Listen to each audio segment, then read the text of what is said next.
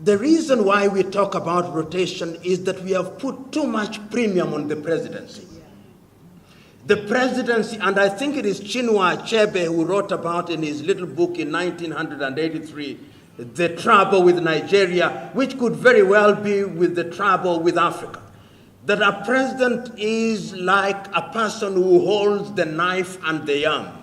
Depending on how you behave, they can give you a little slice and you celebrate them. Your typical African president is a demigod.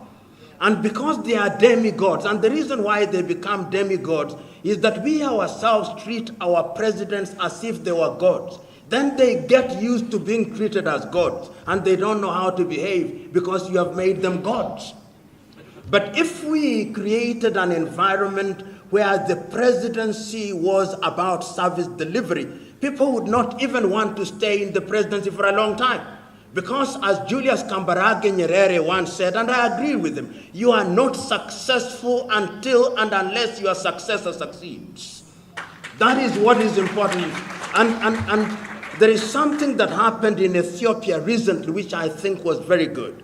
The Prime Minister of Ethiopia, having recognized that there was problem, decided to resign. He's a young man. He had not even attained the age of 50. He voluntarily resigned and allowed somebody else to take over. And that, I think, begins to demystify power. That is what we should do. And when we do that, and there is beauty in living in a country where you have 5 presidents who have served, you have a reservoir of knowledge. You go to Tanzania today, you have President Ali Hassan Mwinyi, retired. You have President Benjamin William Mkapa, retired. You have Jakaya Mrisho Kikwete, retired. So that when John Pombe Magufuli has a problem, he has 3 individuals who have served and have done well and have made mistakes to go to. That I think is a good thing. And I think that progressively we are going to move in that direction. But every country must choose its path in that direction.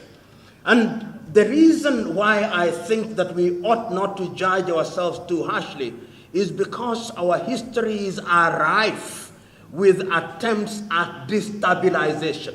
Even as we speak now, there is a new power that is rising in a very subtle way and in a very subterranean way called China. China is a leviathan, and it moves very stealthily, giving us money without asking questions.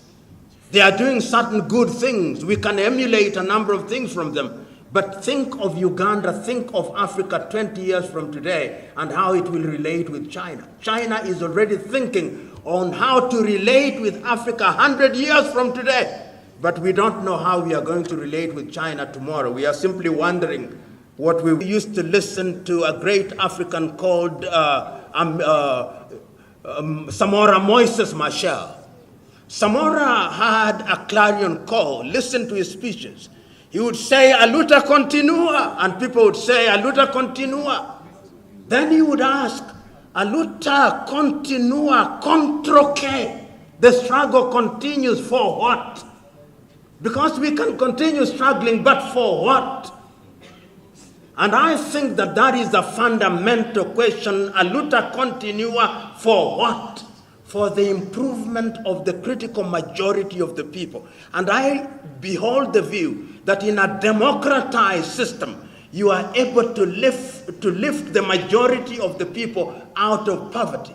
When people are liberated from thinking about where to source the next meal, their thinking capacity and power to make decision changes. As I grow older, I realize that criticism for its own sake is not wisdom.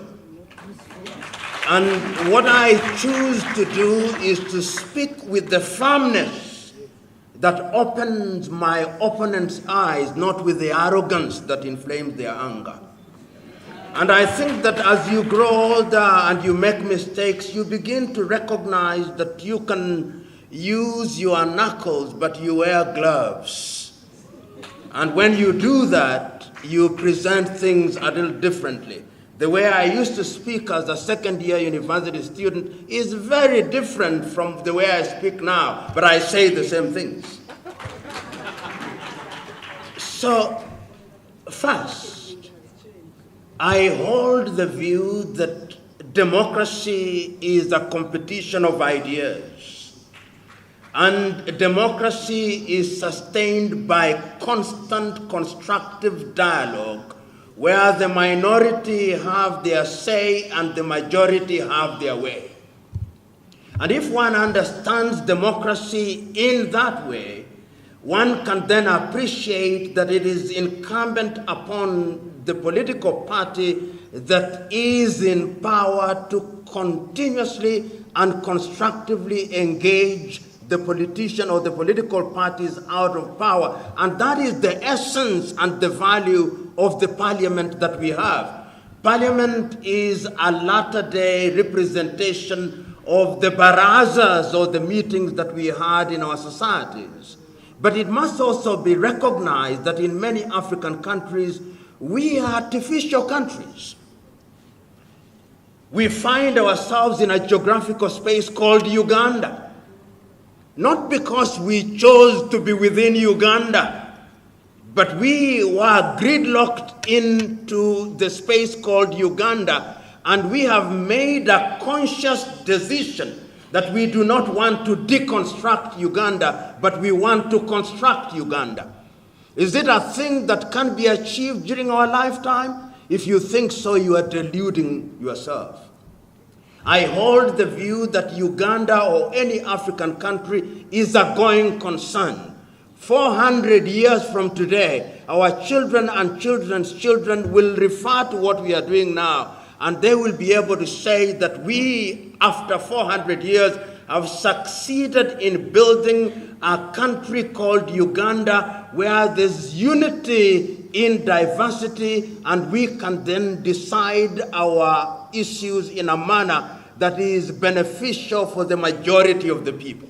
And that is why I think introducing what we have called hygiene in politics is critical. These are toddler countries. African countries are toddler countries. The modern African nation are toddler countries which find themselves in a very difficult space. Do not cheat yourselves that other countries have no interest in Africa. Many countries actually thrive on destabilizing Africa. These observers that you see coming from Europe and America during election times, they have an interest, which is substantive. When the EU comes here, like prefects and overseers, they are coming to look at their fiefdoms. And it is our duty not to perpetually blame them, but to liberate ourselves. And quite a number of countries are already moving in that direction. Secondly, there is something that we can learn from those countries. The European democracies have made enough mistakes, and they have corrected those mistakes, and they continue to make others. So our journey towards stability should be shorter than theirs, because we have had the advantage of seeing the things that they have not done right. The tragedy is that we are not learning as we should. There are examples, and I hear the good doctor here, in European countries where money was used anyhow. They now recognize that that actually distorts democracy and undermines democracy. How does it do so? It then creates an environment where you can create narco states, and it happened in Latin America, where drug peddlers were now controlling the state, and you do their bidding. So we've got to sanitize our politics, and this is how I understand the laws that we are talking about. I hear you that we cannot count money in your room, but we are saying that on average, a parliamentarian or an individual contesting for a parliamentary seat in Uganda should expend so much money for items that are known and from sources that are known. We believe that if we walk that path for several years, we will create an environment where you spend money on, if it is advertisement, if it is publicity, if it is material, we know where the source is.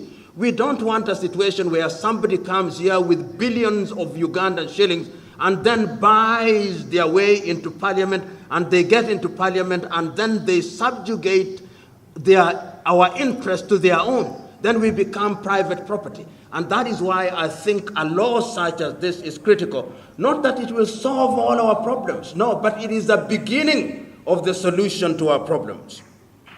The other thing that has been said, which I think is worthy of understanding and appreciating, is democracy.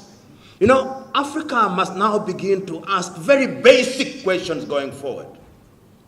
How do we govern ourselves? Is there one word or one size fits all democracy? I don't think so. I believe that the uniqueness of our nation justifies a mixture of systems. In Uganda, prior to 1986, or rather immediately after independence, we know that the traditional methods of governance sat pretty alongside what one may call Western model democracy.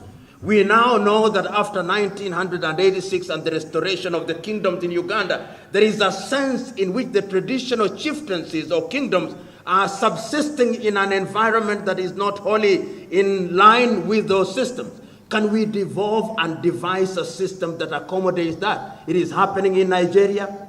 It is happening in Ghana. It is happening in Malawi. It is happening in South Africa. It is happening in Lesotho. It is happening in Eswatini, which used to be called Swaziland. In other words, there is no one-size-fits-all democracy. As long as the people have the opportunity to participate in the governance system. And I don't have a solution. I think this is a conversation that we must engage in. Our universities must now begin to engage in this kind of things so that they are not ivory towers. And I have had many presentations as one travels across Africa that are beginning to recognize that we had different methods of governance which can be used to good effect and will allow for participation. My good friend talked about what she described as proportional representation, so that we do away with one party, first past the post electoral system. These are ideas that must come. And we are very young as modern state. The oldest African state that was colonized and regained our independence is Ghana in 1957. So there is a sense in which we shouldn't judge ourselves too harshly. The other thing that has been talked about is rotation.